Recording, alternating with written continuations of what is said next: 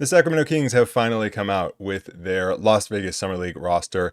I am very hyped for this. It took a little longer than we're used to for this roster to come out because the Kings were not participating in the California Classic. And so that was a little bit annoying because I've been itching to talk about Summer League, but had to wait for this roster to come out, even though it is the usual suspects. It's the guys that we thought would be on the team. I mean, we already knew the rookies were going to be on this team along with Devin Carter. But now we have the full Summer League team led by Depeche Mistry, who last season was a video coordinator for the Kings and a player development coach. So he's getting his chance to be a head coach in Summer League. And I'm very excited about this Summer League team because I think the Kings have a pretty good team this season. So let's take a look at the roster real quick as you can see it right here, led by guys like Devin Carter, Nique Clifford, Isaac Jones, Maxime Raynaud, Isaiah Crawford, Mason Jones, John Elmore. But then you have other guys like Jabri Abdur-Rahim, Daniel Basho, Dylan Cardwell, Tavion Kinsey, Patrick McCaffrey, Isaac Noguez, and Isaiah Stevens. And as we've seen in the past few years, the Sacramento Kings main team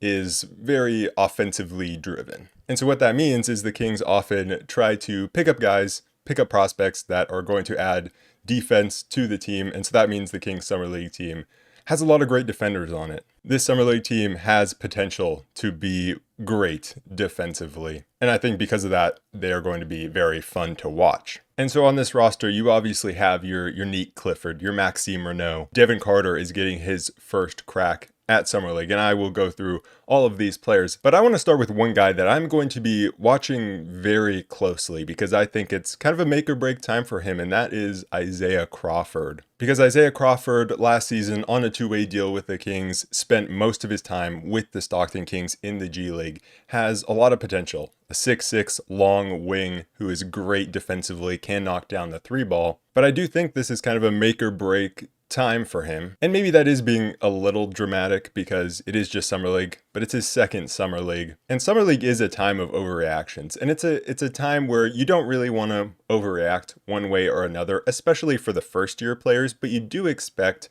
guys who are in their second or third Summer Leagues to be a little more comfortable, to be a little more dominant if they truly want to get NBA minutes. And I think this is just such a good opportunity for Isaiah Crawford to prove himself, or else he's just going to have another or another season stuck in Stockton, which it's not like that would necessarily be the end of his career or anything, or the end of his chances to make the NBA. But this is just a very big opportunity for him to show himself so he can go into training camp and try to earn himself some minutes with the actual Sacramento Kings. Because the Kings very much still need defensive 3 and D wings, and so he can provide that. And so let's talk about what I want to see from Isaiah Crawford. Last Summer League, most of the time he was coming off the bench, and he didn't really make himself known. He didn't put his stamp on the game most of the time. And now I don't expect him to come out and be the main guy offensively and be scoring 20 plus points because we have other guys that can do that. And we have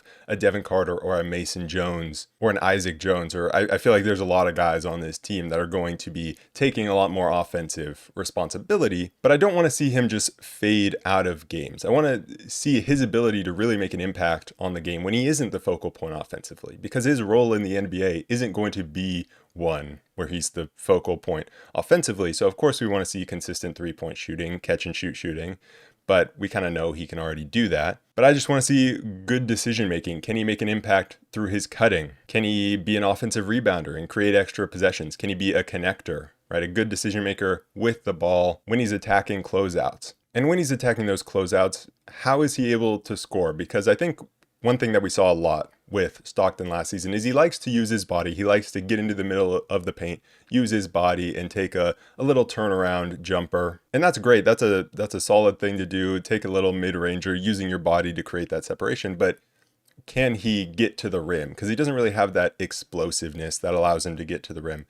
But can he get to and finish around the rim? That's something I would love to see from him. And so I just want to see if he can make an impact on the game offensively and not fade out of the game on that end. But then defensively, like that's where he really makes his money because he's a steals and blocks machine with his length. But I think at times we can see him get a little too passive on the defensive end because he has such great tools defensively to really get up into guys and bother them.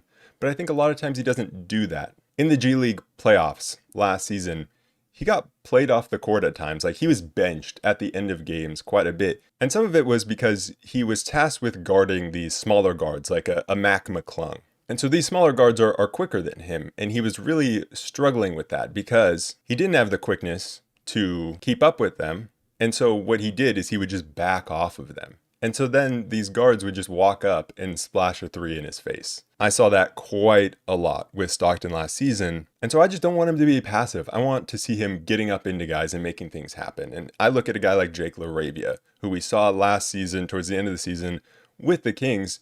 He's a guy who's not exactly the quickest. He doesn't have that lateral movement to be able to keep up with these smaller guards, but he was still able to be effective when guarding the quick guards by just getting up into them, bothering them, getting his hands on the ball. And if they get by him, then stay on their hip, use length to be able to disrupt the shot or disrupt the pass, and then just have your head up and be ready to make that next rotation if you do get beat. So that's what I want to see from Isaiah Crawford. Next up, we got Devin Carter. Very excited to see Devin Carter in his first summer league because we just didn't get to see him a lot last season because of that injury, him coming in late to the team. And he had some standout moments, but as you would expect, it was very up and down for a rookie that was coming into the season late, that didn't have a training camp, that didn't even have a summer league. And so I want to see what he can do as the lead guard, although I'm a little worried that we won't get to see what he can do as the lead guard because we do have Mason Jones on this team. We do have John Elmore on this team. And those aren't guys, I think, at this point, who the Kings are really looking at as prospects. You know, Mason Jones, he's a great G League player, was amazing last year in the G League, especially in the playoffs. I'm not really sure if the Kings are looking at him as a prospect anymore because he is older. And so I just hope that Devin Carter really gets looks as the lead guard and seeing how he can operate the offense because that's something the Kings need. And so if he could provide that as a backup for the Kings next season, a little bit of ball handling,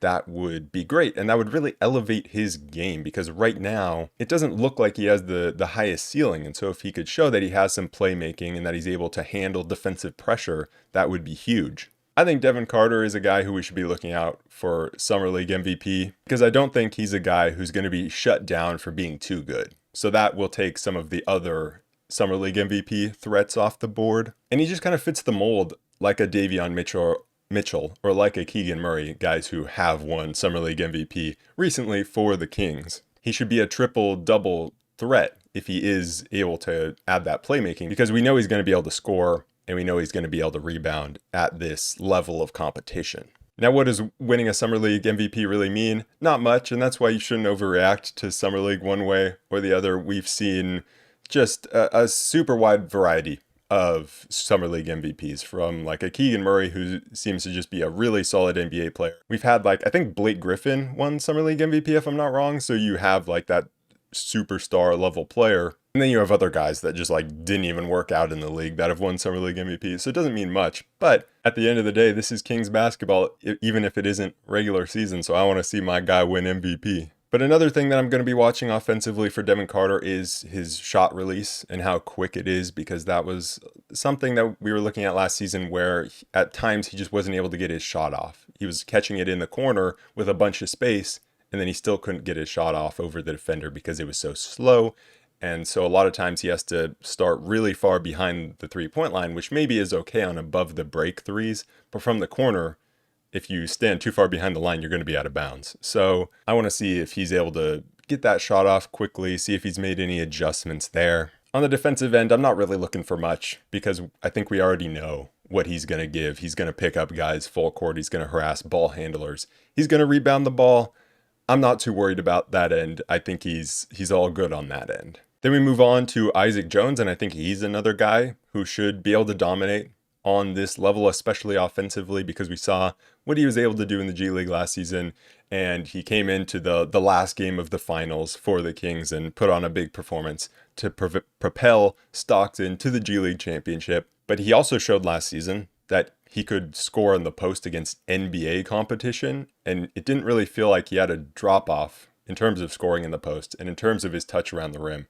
So I feel like he's a guy who at any point you can just toss the ball into the post and he's going to make something happen. So I think the things that I'm looking for from him, one, his passing out of the post, because I think with his scoring ability, if teams then throw more defenders at him, throw some numbers, throw some length at him, is he able to navigate those situations and find his teammates and make his teammates better in those situations. And then we're also looking at the three-point shot. That's really what he's been trying to develop.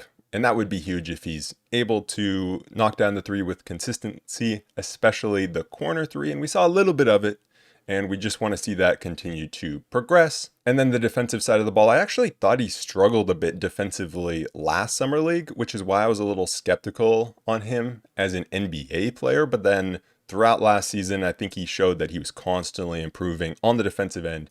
He has all the physical tools. He has that leaping ability and the length. But I want to see him be a defensive playmaker. I want to see him predict plays before they happen and disrupt them, rather than just reacting to plays as they happen. Then we move on to the rookies, starting with Nique Clifford. So I'm interested to see what position he plays, because as a two guard, he has a lot of positional size. And so can he scale up as a three, where I think he'll be asked to play more for the Kings, just because the Kings are clogged at the guard position, need a 3-and-D guy at the three. So can he scale up?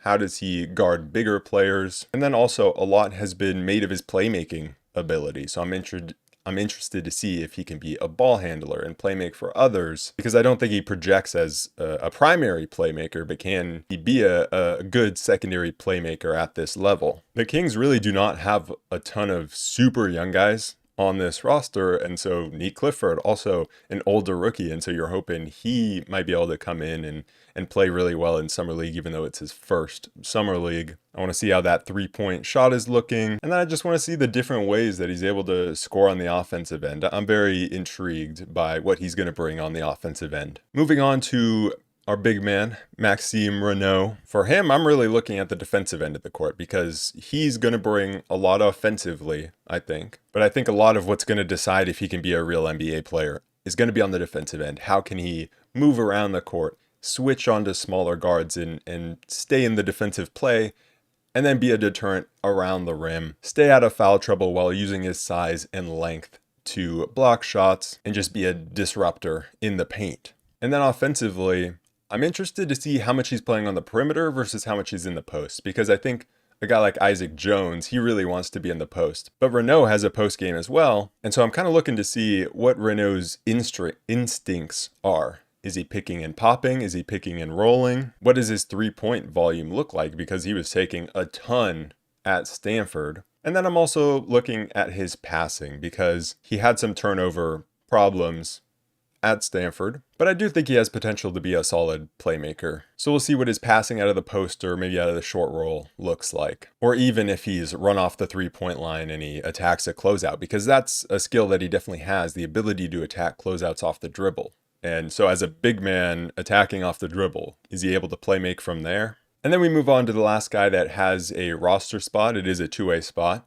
And I guess technically Isaiah Crawford doesn't have his two-way contract yet, but I believe he will. So we move on to Dylan Cardwell. And Dylan Cardwell is someone who I am very excited to watch, because I've been asking for just a massive athletic defensive freak for the longest time, just because that's something that the Kings haven't really had. So a Jonathan Isaac-like player where he's 6'11", can play the 4-5, does not have any type of jump shot, can't shoot from the free throw line. Offensively is very much a run and dunk type of guy, but that can be very fun. And so he should be flying around defensively, being able to guard the perimeter, being able to guard inside, just super versatile defensively. But then on the offensive end, it's like, how does he contribute to the spacing? And he has to contribute to spacing not by being a three-point threat, because he's just not. It's how can he be a cutter and make himself a threat off the ball, be a lob threat, screening well and rolling to the rim, picking and choosing his spots, not getting in the way of other players, but making himself an option offensively, really just being a good decision maker on the offensive end to be able to cover some of his offensive flaws. So then looking at some of the other guys on this Summer League team, like I said, we have Mason Jones, a massive part of that G League championship last season. And I think the Kings are bringing him because you always need a point guard that can run the offense, who can set other guys up. And so the Kings aren't coming in with a young point guard unless you are looking at Devin Carter as that young point guard. And so you kind of need that vet point guard to be able to run the offense. It allows everyone else to show what they can do offensively. Because if the offense isn't flowing, maybe you're just not able to see what other guys can do offensively if their thing isn't to be on the ball and to run an offense themselves. But I do hope that we do get to see some Devin Carter looks at point guard and that he doesn't totally get in the way of that. And then you have like a John Elmore, who's a little bit of the same thing as Mason Jones, has been a staple for the Stockton Kings. We got Isaac Noguez Gonzalez, who is another guy who's just going to get after it defensively. This Kings Summer League team is going to be amazing defensively. He's a defensive playmaker, is able to get steals and deflections. He's 6'5". Last season, playing in the G League for the Rip City Remix, he did not score the ball at all. He did not shoot well from three. He shot 6 for 20 from three in 40 games, averaged like 2.5 points per game. But he said he likes to be more in the point guard role, but I'm not sure we're really going to see him there. He had 4 assists on 1.5 turnovers per game, but averaged 2 steals. So is he really going to be an NBA player with that type of offensive game? Probably not. But again, he's a fun guy to watch on the defensive end. And then we got Patrick McCaffrey, who's the son of Fran McCaffrey, a college basketball head coach. And really the only reason I know him is because I think Caitlin Clark is dating his brother. So cool, I guess. We got Jabri Abdur-Rahim, who is Sharif Abdur-Rahim's son. So that's kind of cool. And then the other guys on the roster, Daniel Bacho, Tavion Kinsey, and Isaiah Stevens. I am expecting a deep run from this Kings Summer League team. I'm expecting a championship run, and if we don't get it, I will be very disappointed. This is our championship as Kings fans. If we can't have the actual NBA season, we at least need to own the NBA Summer League. So I'll be very disappointed if this team doesn't get a good run at the championship. But anyways, that is it for this episode of the Roll Report. I will be back to, of course, cover Summer League, and if anything Kings related happens before then I will see you guys then. Peace.